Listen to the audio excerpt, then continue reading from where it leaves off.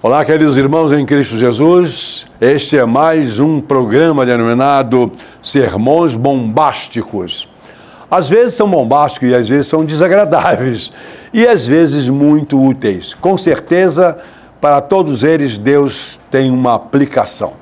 Queridos irmãos em Cristo, eu vou ler aqui uns versículos que estão em 2 Pedro, capítulo 2, até o versículo 22, à exceção de 2 que não serão lidos, e mais em 2 Pedro 3, versículo 11, que dizem o seguinte: assim, sabe o Senhor livrar da tentação os piedosos e reservar os injustos para o dia do juízo, para serem castigados.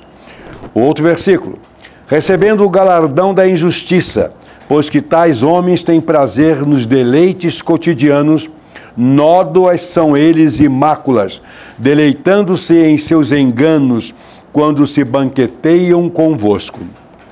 Outro versículo: tendo os olhos cheios de adultério, e não cessando de pecar, engordando as almas inconstantes, tendo o coração exercitado na avareza, filhos de maldição. Outro versículo: porque falando coisas muito arrogantes de vaidades, engodam, ou seja, enganam, com as concupiscências da carne e com as dissoluções, aqueles que se estavam afastando dos que andam em erro.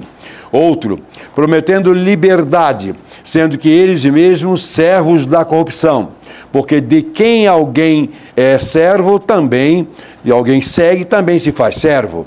Outro versículo: porquanto se depois de terem escapado das corrupções do mundo, pelo conhecimento do Senhor e Salvador Jesus Cristo, forem outra vez envolvidos nelas e vencido, tornou-se-lhes o último estado pior do que o primeiro. Outro versículo: deste modo sobreveio-lhes o que por um veredito, verdadeiro provérbio se diz: o cão voltou ao seu próprio vômito e a porca lavada ao espojadouro de lama. Havendo, pois, de perecer todas estas coisas, que pessoas vos convém ser em santo trato e piedade? Essa é uma pergunta final, dirigida a todos os crentes, para que devam se afastar dessas coisas citadas agora há pouco, que o diabo as introduz nas igrejas e nas vidas. Havendo, pois, de perecer todas essas coisas, todas essas maldições, que pessoas vos convém ser em santo trato e piedade? Queridos irmãos em Cristo Jesus, pastores e ovelhas em geral, os textos lidos mostram o que vai acontecer com os justos e com os injustos. Mas aos primeiros, aos justos, Deus pode livrar das tentações, quaisquer que sejam as tentações, como Ele o fez com Jesus Cristo, em duas situações muito especiais, lá no deserto e depois na questão de ir ou não para o Calvário. E Ele foi para a cruz e morreu em nosso lugar. E Ele, evidentemente, proveu de socorro e força para o seu Filho Jesus Cristo e a todos aqueles que são feitos filhos de Deus por Jesus Cristo para vencer as tentações. Na sequência, os textos lidos mostram-nos o estado dos que venham a se afastar de Deus, de todos os que seguirem a uma liderança perversa, pecadora. Cito isso porque hoje, em todo o tempo foi assim, mas hoje está muito mais acentuado, muito mais fortalecido o fato de que há uma liderança muito grande se miscuindo no meio das igrejas para desencaminhá-las do caminho do Senhor, para desencaminhar os filhos de Deus dos caminhos do Senhor. São pastores, são líderes, são músicos, enfim, são gente da melhor espécie, da melhor qualidade de si, assim, mas que estão trabalhando para Satanás. E dentro das igrejas, esses líderes são encontrados. E em muitas denominações, por que não dizer em todas as denominações, até no fato de que há denominações criadas exclusivamente para afastar as pessoas do caminho do bem, do caminho de Deus. São os conhecidos bodes em pele de ovelhas. Mas quais são as suas características? Quais as características dessa gente toda que está aí prestando um desserviço a Deus e a seu Filho Jesus Cristo? Primeira delas: o verdadeiro servo de Deus precisa estar atento a essa verdade. Você é um servo, você é uma serva, esteja atento a essa verdade. Em todas as igrejas há concupiscências. Quando lemos as cartas de Paulo, quando lemos Apocalipse, encontramos ali as cartas de Cristo às 7 igrejas, praticamente em todas, só em uma que a coisa era mais ou menos leve, mas em 6 igrejas existia concupiscências horríveis. Engraçado, existia em igreja do Senhor Jesus Cristo, naquela época, bem próximo da volta de Cristo para os céus, da ida, do retorno de Jesus Cristo para os céus. Imagina agora, mais ou menos 2000 anos depois, o que existe de concupiscência, de sujeira neste mundo. O mundo está a igreja está se conformando, está tomando a forma do mundo. Não no corpo de Cristo, é claro. A sujeira, o pecado, a imundícia, a concupiscência, não existe de fato no corpo de Cristo, no verdadeiro corpo de Cristo, que é a igreja santa, mas nos parasitas que infestam essas igrejas. Quando nós vamos para certos animais, inclusive a preguiça, né, tão lenta, etc., aquele pelo nada mais é do que um zoológico infestado de micro-organismos e de insetos. Milhares e milhares de parasitas estão no corpo de uma preguiça. Mas interessante, esses parasitas não fazem parte do corpo da preguiça, embora esteja habitando, vivendo e sugando do seu sangue ali. A mesma coisa, quando essas iniquidades estão na igreja, elas não fazem parte da igreja, mas estão atrapalhando, estão prejudicando, estão desgastando a igreja do Senhor de Cristo. Não só os membros ou seguidores, mas até líderes, grandes líderes, até empolados pastores, e que não se contentam mais só com os títulos de pastores. Querem ser bispos, apóstolos, pós-apóstolos, porque na verdade eles estão pastoreando os seus próprios umbigos, sua própria vida. Há um segundo ponto a considerar. Para essa gente, para esses crentes que vivem em concupiscência e arrastando muitos outros para o descaminho, existe o galardão da injustiça. Galardão da injustiça. Nós sabemos que há galardão de Deus como bênçãos, mas o que é galardão da injustiça? É um belo pagamento que Deus desencadeia, que manda para os corruptos que estão no reino de Deus. É a correção da parte de Deus, que é tão certa quanto as bênçãos que Ele reserva para aqueles que vivem em espírito e em verdade. Deus não é só um Deus abençoador, não. Deus também é um Deus que corrige, que pune, e com a mesma intensidade com que Ele abençoa. Ele é perfeito e não tolera a iniquidade. Um outro ponto é que o estado desses tais crentes, ou que se dizem crentes, que se contentam com a iniquidade. Qual é o estado deles? Esses, vistos na terra e até nas igrejas, parecem normais, parecem pessoas espirituais, ou até mesmo as melhores, com palavras agradáveis, com encorajamento interessante, com sermões bonitos, com coisas que realmente empolgam. Mas o que interessa a visão de Deus nesses tais é que parecem animais irracionais. Embora por fora sejam bonitinhos, mas o problema está no seu interior.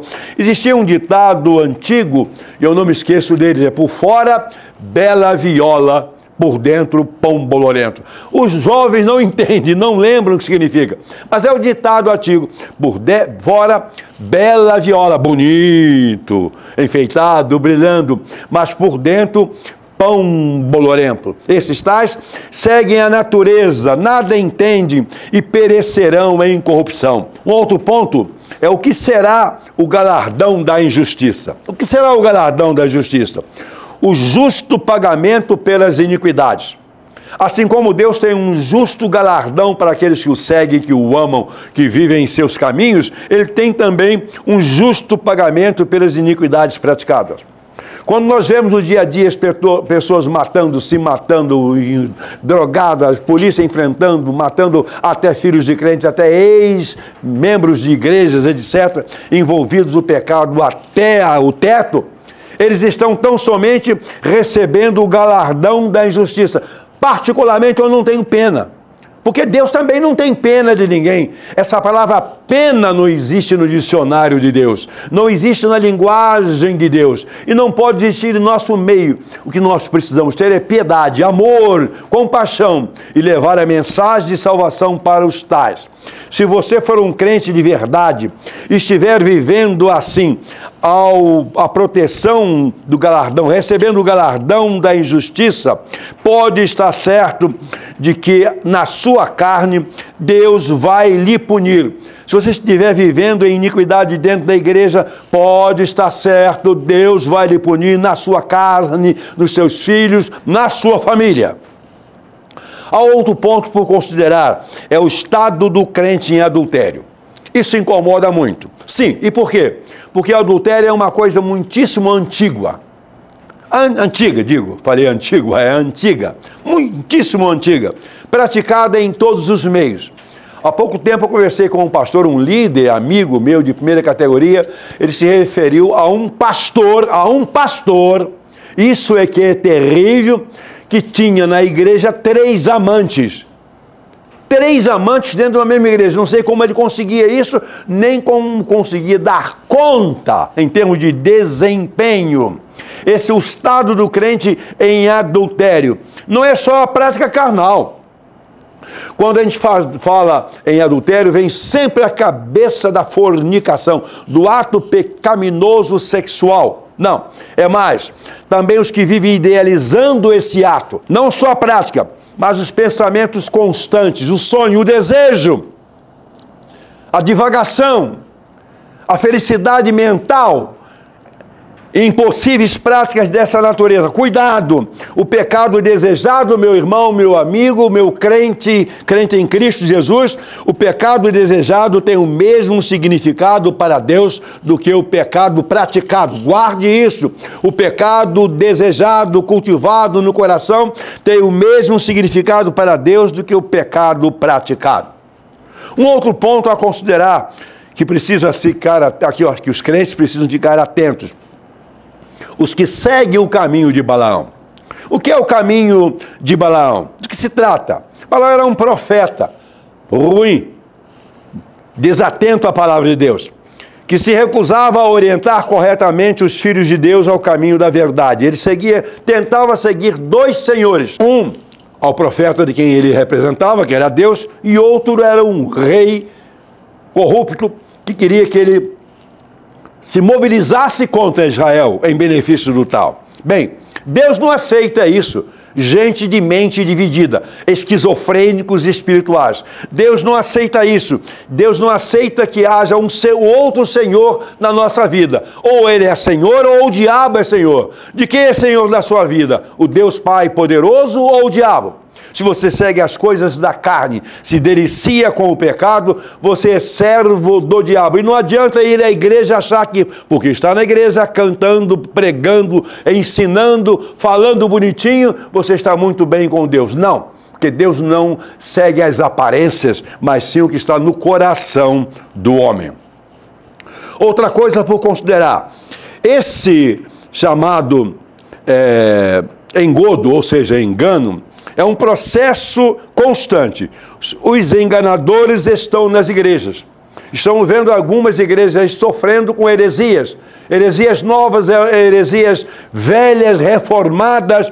E sempre tem um pastor, sempre tem um líder, sempre tem alguém importante, um presbítero, um diácono, que é favorável a essas coisas. Porque essas coisas são doces. Esse jeito de levar a igreja, de cultuar, de cantar, de pregar, de pensar sobre as coisas do futuro, é um jeito mais favorável do que o jeito estabelecido pelos rigores da Bíblia.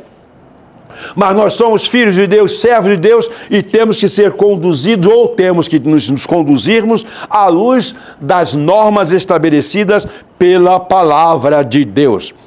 Essa gente não se apresenta de vermelho. O diabo não se apresenta nas igrejas de vermelho com chifres, mas educadamente sutil, docemente, prometendo liberdade, folga, uma vida mais fácil num reino de Deus que não existe. O reino de Deus sempre foi de justiça, de rigor, de santidade e de pureza.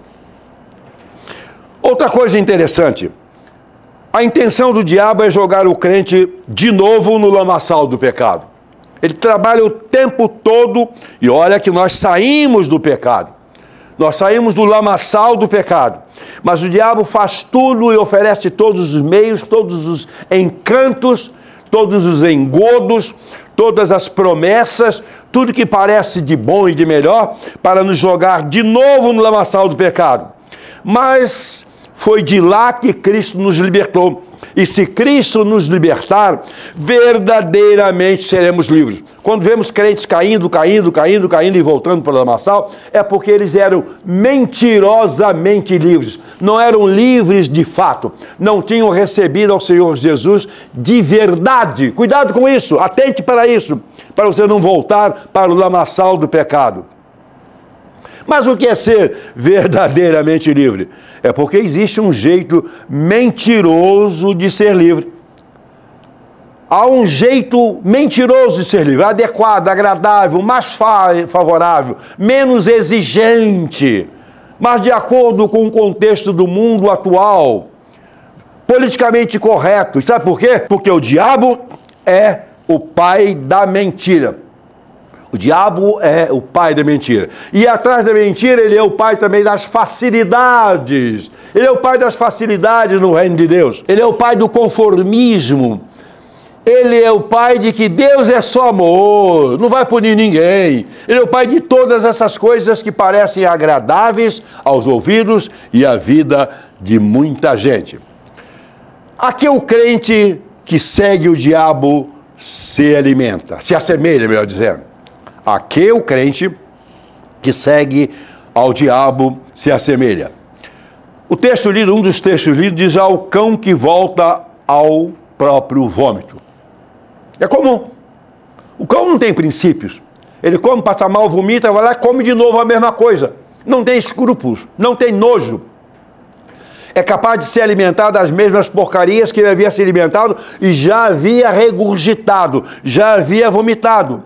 Então, o crente que se assemelha a esses servos do diabo são, na verdade, cães que voltam ao próprio